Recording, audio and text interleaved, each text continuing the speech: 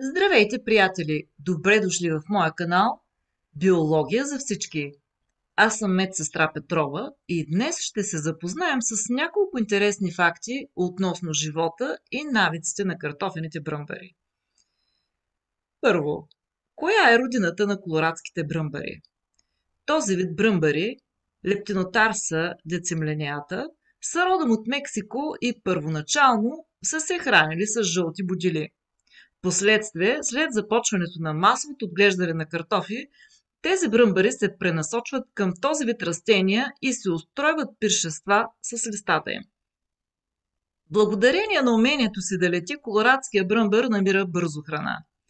След като избягва от Мексико и се установява в картофените полета на щата Колорадо в последните 3 декади на 19 век, през 40-те години се заселва и в Европа, и то мълниеносно, поради липса на естествени врагове. Второ, как изглежда този вид бръмбар? Колорадският бръмбар достига дължина до 13 мм. Има 10 черни ивици по тялото си, които са разположени върху жълтеникавата му броня. На еката си има няколко кръгли точки, което му придава голяма елегантност.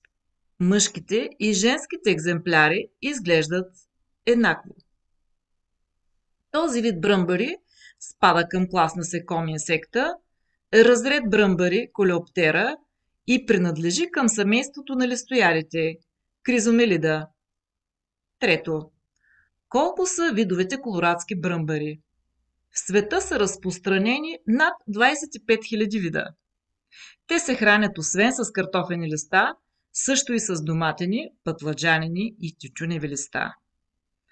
Как се размножават колорадските бръмбари? След излюпването си от какавидите под земята, колорадските бръмбари излизат на повърхността и след около седмица достигат полова зрялост. Мъжките и женските копулират и оставят от 2 до 3 поколения. Женската снася е около 300-400 яйца, от които след 5 до 12 дни при 22 градуса се излюпват червени ларви. Ларвите са по листата на растенията и се хранят денонощно. Те са червени на цвят с точки по тях. Събличат се няколко пъти преди да станат какавиди. Ларвите какавидират под земята. Какавидите престояват още 2 седмици и след това от тях излизат готовите бръмбари. От април до септември се отглеждат 3 поколения. Последното поколение се заравя под земята и излиза на повърхността през април. Как се води борбата против колорадските бръмбари?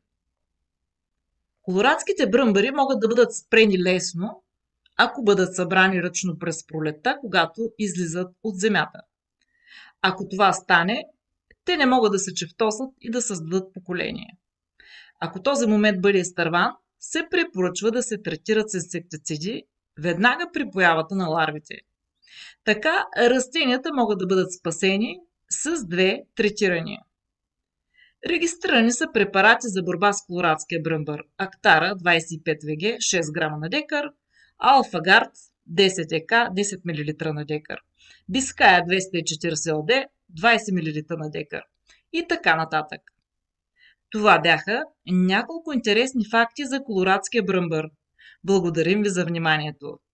За още клипове от областта на биологията, абонирайте канала Biology for Everybody.